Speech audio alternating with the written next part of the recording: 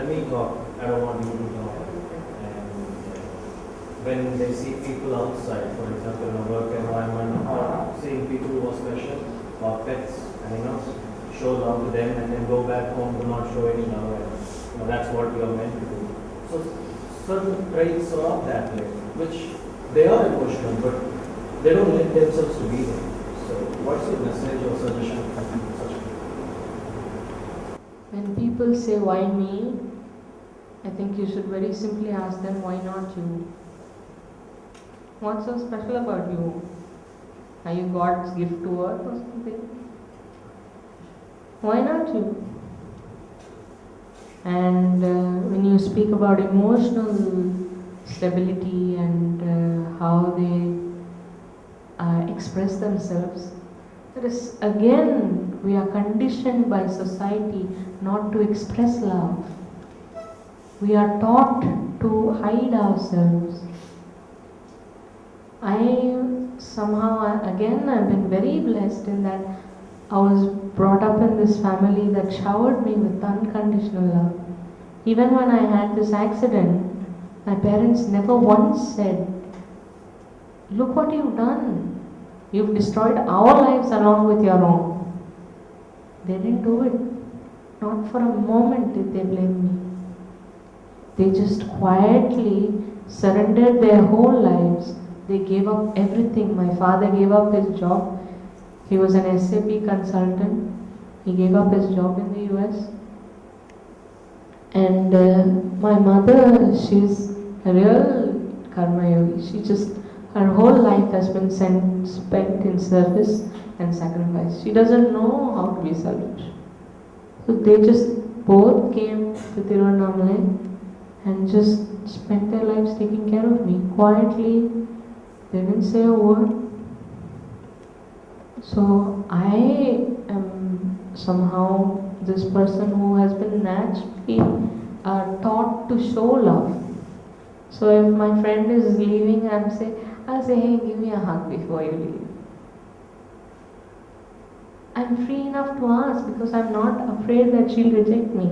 If she rejects me, that's okay with me. I'm fulfilled within myself. I have the sense of self-confidence, my sense of self-worth is stable. That her giving me that doesn't make a difference. But sometimes I can sense that they need to give it and they're afraid to. So I'll ask, hey, give me a hug before you leave. And they're happy.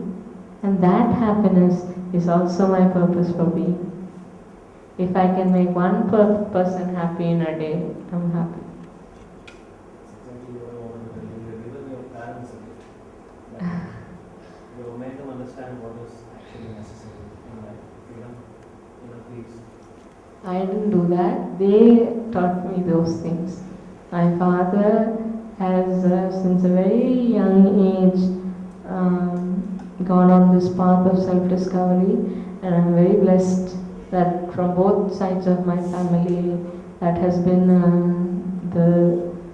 the main priority. The search, the seeking for that has been alive in both sides of my family, and what can you do to deserve that? When you think about, like Uncle asked, control, do you have the independence, do you have the control to change your future? What can I have done to deserve so much love? What can I have done to deserve such a stable, loving family? That I've been given this mental construct that my conditioning has not conditioned me out of my soul. I'm still connected. I'm still whole. I'm still all that. And what can I have done to deserve that? Nothing. You cannot deserve love. Love is given freely. Thank you so much for having me. Somebody asked that question, you said, why me? And my wife whispered to my ears, Arthur Ashe. Arthur Ashe was a tennis player who had won the Wimbledon. He was dying of AIDS. No fault of his. It was through a blood transfusion. People ask them, do you ever ask yourself or God this question, why you? He said, no. Good. He said, about 5 million people take interest in tennis, of which some 50,000 play, let's say, something like equivalent of first class tennis. About 5,000 people are fit enough to try for Wimbledon, of which a few hundred actually participate in the Wimbledon. And then 2 fight in the center court. And then, when I won that Wimbledon and I held that trophy up, I didn't ask why me. And now when I'm dying, I'm not going to ask why me. Give an applause for Arthur.